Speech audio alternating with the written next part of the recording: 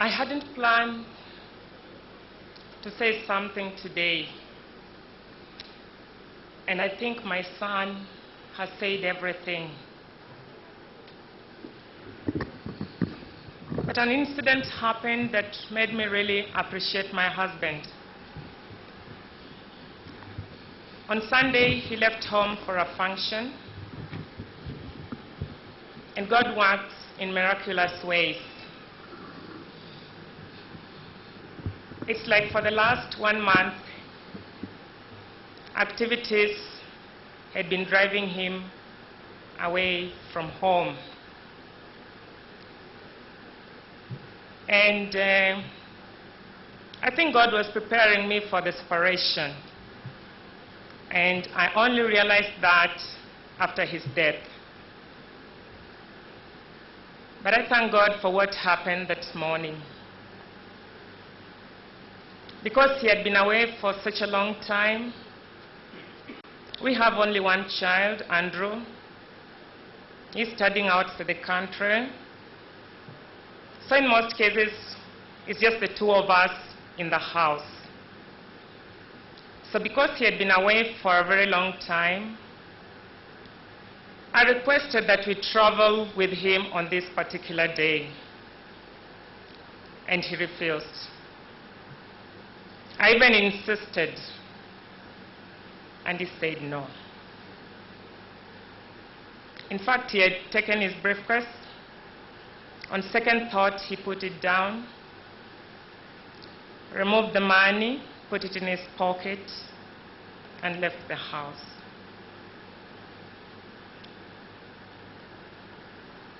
It didn't take 1 hour,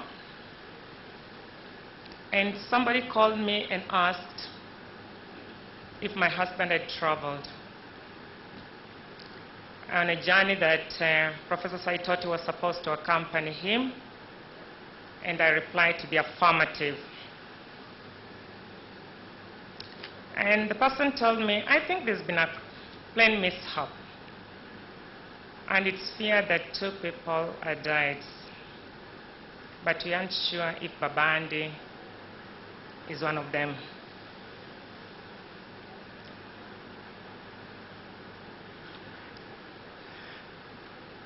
God gave me the strength, and I called 2 people. One is Tim Chege and his best friend in the UK. And because I didn't know whether Babandi was dead or not, I just told him, please run to Andy's room. There's been a mishap and things could be worse. And Tim Chege ran there. I called Pastor Kirag also and told him to talk to his wife who is in that place. And I made the same request. Andy's always watching news. The sad thing is, by the time they got there, he was staring at it on the screen. I hadn't been informed officially, and he didn't know, and he just saw on the screen that his father had died in a plane crash. It was very unfortunate, and I know that we have our journalists here, and I wish they would be more sensitive. Before such information is released, please think of the family members so that we are able to take care of our children and give the correct information at the right time. But I thank God that Andy knows God, and he handled it well. It was tough, but I think I've learned a lot out of this. After the crash on Monday, Mr. Kimemi and the president came to our home and requested that we hold the funeral today. And I was saying, we are just beginning to mourn. But then I realized that it was actually God sent, because I don't think I would have been able to handle it for 2 weeks. and therefore I appreciate that somebody was there to make decision and make this bearable. Joshua has been eulogized. He's a wonderful man. He's a good man. And he has taught us well to appreciate people. And on Friday, we traveled home. It was okay.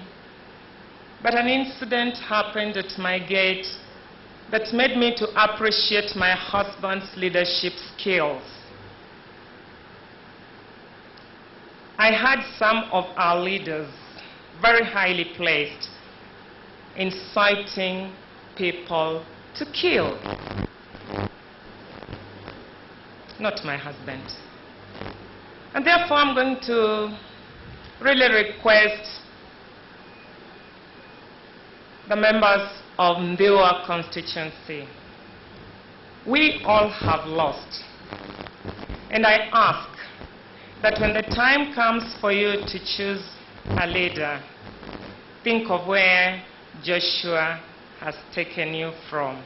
Think of where we are and choose somebody that can continue with the beautiful, good work that he has done, not only for this constituency, but for this nation as a whole. Joshua was a man of peace. Joshua was just a great guy, and we thank God for his life. And today, even as we stand here to celebrate a life that is well lived, by the way, Joshua's life was very fast.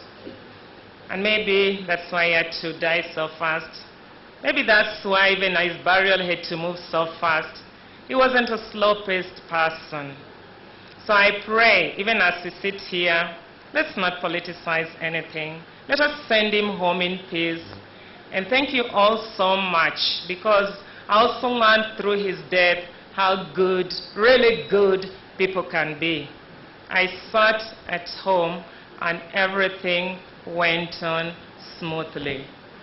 And I thank everyone that contributed to this. I don't think God wanted it any other way.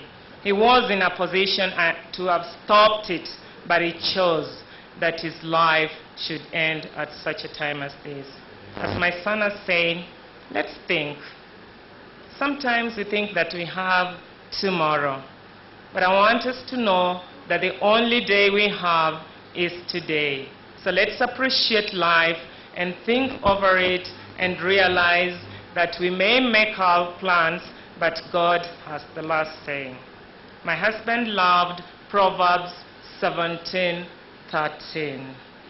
If you reward evil for good, evil will never depart from your house. May God bless you all.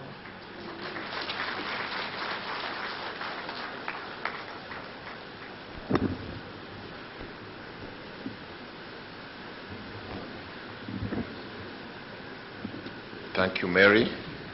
I now invite Honorable Owino Achola to give tribute on behalf of his friends.